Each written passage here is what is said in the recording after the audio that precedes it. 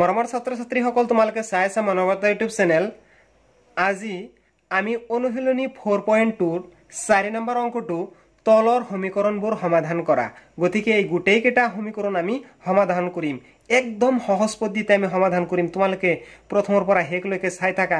যিকোনো ধৰণৰ অংক তোমালোকে কৰিব পাৰিবা এনেকুৱা ধৰণৰ সমীকৰণত থাকিলে। ইয়াত চাই ল তোমালোকে এ নম্বৰৰ যেটো সমাধান সলিউশন চাই ল তোমালোকে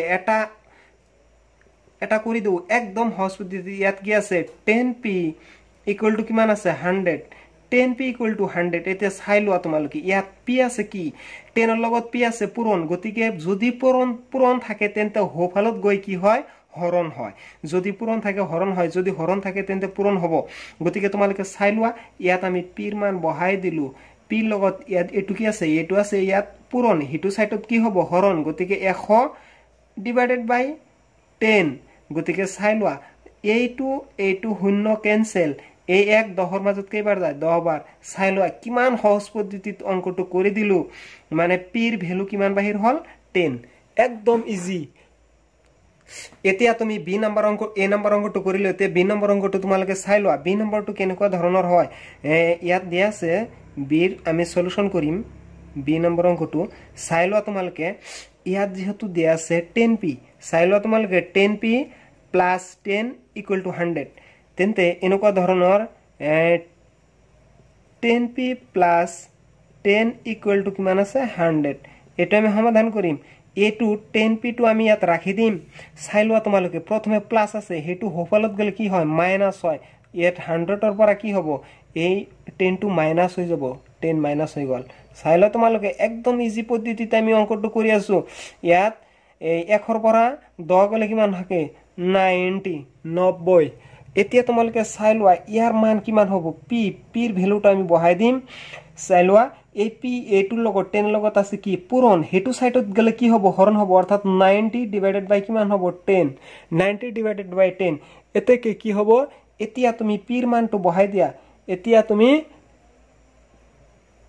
p ৰ মান বহাই দিয়া। therefore p ইকুয়াল টু কিমান হ'ব এইটো কেনসেল। গতিকে এই 10 90 ৰ মাজত যাব 9 বাৰ নাইবা 0 0 কেনসেল কৰি দিলে 1 9 ৰ মাজত যাব কেইবাৰ 9 বাৰ। কিমান সহজ পদ্ধতিত কৰি দিলো চাই লোৱা। তোমালোকে এনেকুৱা ধৰণৰ ভিডিও পাবলৈ হলে নিত্য পাবলৈ চেনেলটো সাবস্ক্ৰাইব কৰি চেনেলটো লগতে থাকা। প্ৰত্যেক অংকটো কৰি দিম তোমালোকে চাই থাকা ভিডিওটো। এতিয়া তুমি চাই লোৱা সি নম্বৰ অংকটো কি কৈছে। সি নম্বৰ অংক দিয়া আছে ইয়াত সি p/4 c equal to p/4 equal to কিমান হ'ব আছে 5। গতিকে আমি কি লিখিম ইয়াত p ৰ ভ্যালুটো আমি বহাই দিম। ইয়াত তলত কি আছে p ৰ তলত কি আছে 4।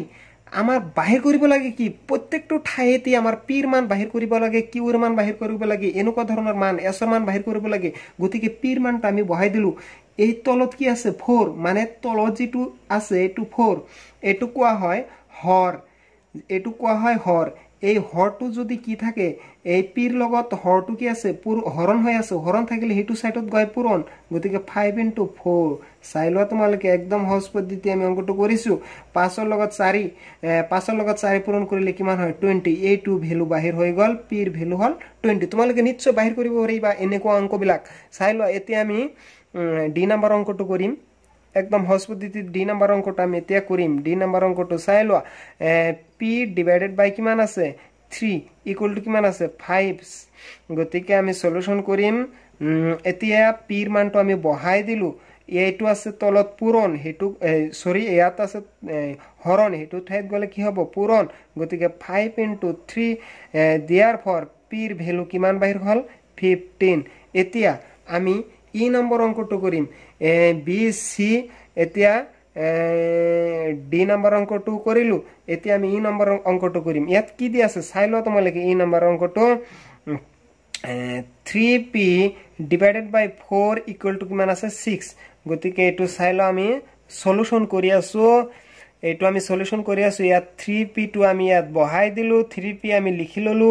এটো তলত আছে কি তলত আছে 4 এটো আছে হৰণ, হেতু সাইডত গলে কিমান হ'ব পূৰণ 6 * 4।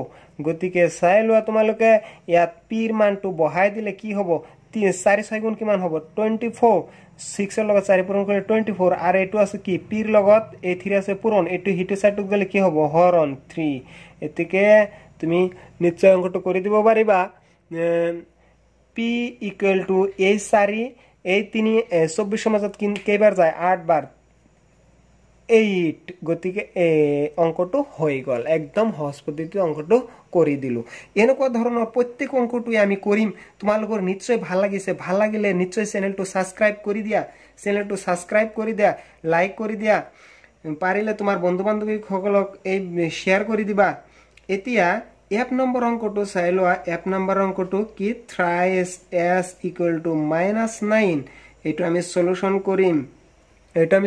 কৰিম গতিকে 3 মানটো আমি বহাই ইয়াত s এর মানটো আমি বহাই দিম ইয়াত আমি s2 বহাই দিম এটু লগত পূরণ হিটু সাইডত গলে কি হ'ব হরণ হ'ব -9/3 গতিকে therefore s এর ভ্যালু হৈ যাব এই 3 9 এর মাজত কেইবার যাব 3 বার যাব গতিকে মাইনাস আছে -3 হৈ গল একদম ইজি পদ্ধতিত এতিয়া আকো আমি অঙ্কটো কৰিম এতিয়া আমি অঙ্ক কৰিম কেই নম্বৰ অঙ্ক এক নম্বৰ গল এতিয়া আমি জি নম্বৰ অঙ্কটো কৰিম জি নম্বৰ অঙ্কটো তোমালকে চাই লোৱা ইয়াত আছে জি নম্বৰ অঙ্ক 3s + 12 = 0 এতিয়া তুমি অঙ্কটো 3s টো লিখি দিয়া এটো আছে প্লাস এটো সাইডত গলে কি হ'ব 12 আছে এটো সাইডত প্লাস এটো সাইডত গলে কি হ'ব -12 হ'ব গতিকে তুমি ইয়াত s এর মানটো বহাই দিয়া এ 3 আছে এটো লগত পূরণ হেটো সাইডত গলে কি হ'ব হরণ 12/3 গতিকে -12 এর মাজত 3 কেইবার যাব 4 বার যাব গতিকে s এর মান কিমান হল -4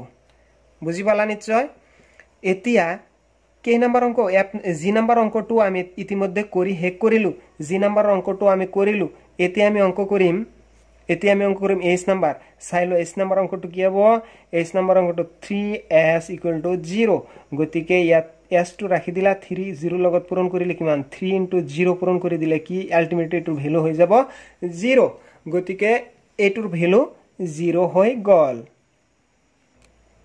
এতিয়া আমি অঙ্ক কৰিম h নম্বৰ অঙ্কটো হৈ গল এতিয়া আমি i নম্বৰ অঙ্কটো কৰিম i নম্বৰ অঙ্কটো কি আছে ইয়াত সলিউশন লিখিলো আমি অলরেডি সলিউশন লিখি ললো এতিয়া ইয়াত আছে 2q ইয়াত q এর ভ্যালুটো আমি লিখিলো আৰু ইয়াত 2 আছে এই 2 টো এর লগত পূরণ আছে হেতু সাইডত গলে কি হ'ব হরণ 6/2 therefore q = 3 হৈ গল নিশ্চয় বুজি পাইছা এটো আমি সলিউশন কৰিম স্ক্ৰিনশট মাৰি দিবা স্ক্ৰিনশট মাৰি এবিলাক লিখি লবা প্ৰত্যেকটো স্ক্ৰিনশট মাৰিবা ইয়াত চাই লোৱা twice q -6 = 0 গতিকে এই অঙ্কটো সমাধান কৰিবলৈ কেনেকৈ কৰিম আমি চাই লোৱা তোমালকে 2q2 গতিকে 2q টো আমি লিখি লম এটো আছে মাইনাস এটো সাইডত গলে কি হ'ব প্লাস therefore q = কি লিখিব পাৰো ইয়াত আছে 2 পূৰণ হেতু সাইডত গলে হ'ব হৰণ 6/2 therefore q এৰ ভ্যালু হৈ যাব 3 এতিয়া এটো আমি সলিউশন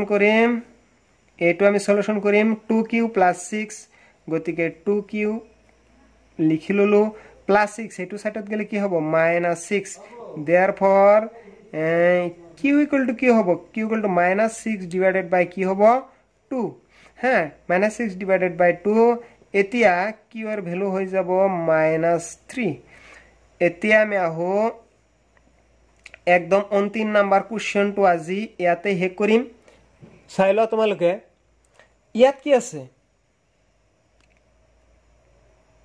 ইয়াত আছে 2q আগতে 2q টো লিখি ললো তাৰ পিছত লিখিলাম প্লাস নহয় আগত যেহেতু ইয়াত প্লাস আছে হেতু সাইডত গলে কি হ'ব মাইনাস হৈ যাব 12 মাইনাস কি লিখিবা 6 লিখিবা তাৰ পিছত কি লিখিবা 2q = কিমান হ'ব 8 ৰ পৰা 12 ৰ পৰা 6 গলে 6 therefore q = লিখিবা 6/2 কি হল এটো লগত পূরণ আছে এটো সাইডত গলে হরণ হ'ব নিশ্চয় হরণ হ'ব তোমালকে এটো জানা এতিয়া লিখিবা therefore q = লিখিবা 3 হৈ গল প্রত্যেকটা অঙ্কই আমি অলরেডি করে দিলু গতিকে তোমালোকে নিশ্চয় চ্যানেলটো সাবস্ক্রাইব কৰি চ্যানেলটো লগতে থাকিবা আৰু এনেকুৱা ধৰণৰ সহজ টিপ ট্ৰিক্স দি তোমালোকক অঙ্ক মই বুজাই থাকিম ভিডিওটো চোৱাৰ